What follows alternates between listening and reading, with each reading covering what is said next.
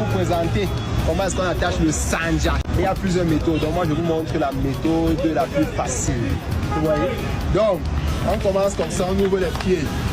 On ouvre les pieds, on croise ici, on croise là. On croise de l'autre côté, vous voyez? Ça forme ça, on a croisé, on met là. Quand tu es seul, tu attaches d'abord la tête ici, comme ça, pour que ça arrête. Voilà. Là maintenant on prend une corde, c'est la méthode la plus facile, il n'y a pas dit que c'est la meilleure méthode. La meilleure méthode c'est sans corde. Donc on prend la corde, on attache ici. On ouvre les pieds pour que ça ne dérange pas quand on va faire la démarche, quand on va marcher. Donc tu attaches ici, là simplement. Tu attaches. Maintenant tu ouvres ici, vous voyez les séparations que j'ai faites là. Tu prends le premier de l'autre côté, tu descends ici. Tu descends là, tu ressors pour former le nœud traditionnel là. Tu fais la même chose de l'autre côté. Tu envoies dans la corde là. Tu fais. Maintenant tu enroules ici. Il faut respecter l'esthétique. On enroule comme ça. On enroule. On enroule. On enroule là. Tu formes le nœud. Et là tu as ton sanja.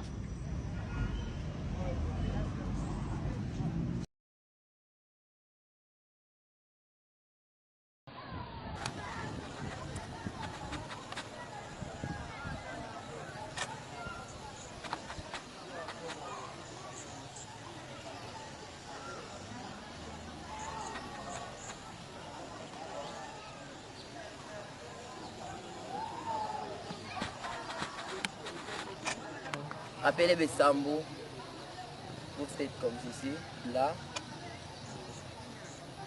là.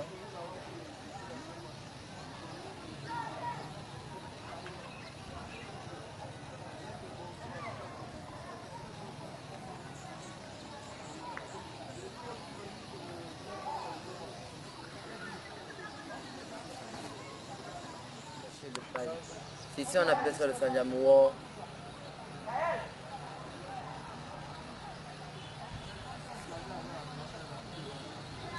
En attachant, tu dois respecter les mesures.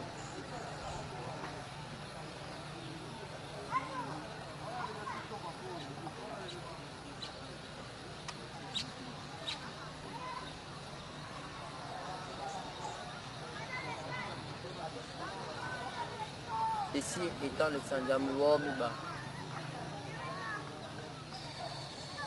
C'est le sanja que nos grands-pères utilisaient quand ils se réveillaient le matin. On appelle ça le moment bisou. Quand ils ne voulaient pas trop attacher leur pagne à la façon jeune, ils faisaient ça d'une façon comme ceci. Là.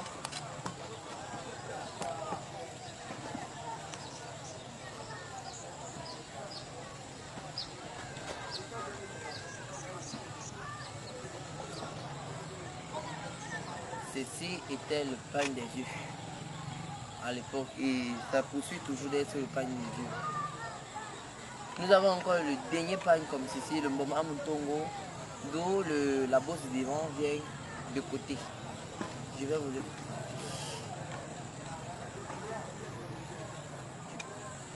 Voilà, tu prends.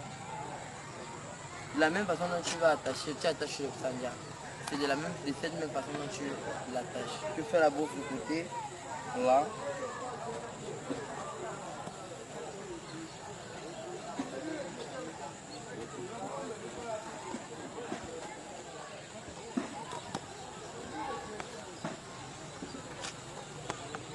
Ça, c'est le Mboma Mutongo. C'est plutôt de côté au lieu d'être devant.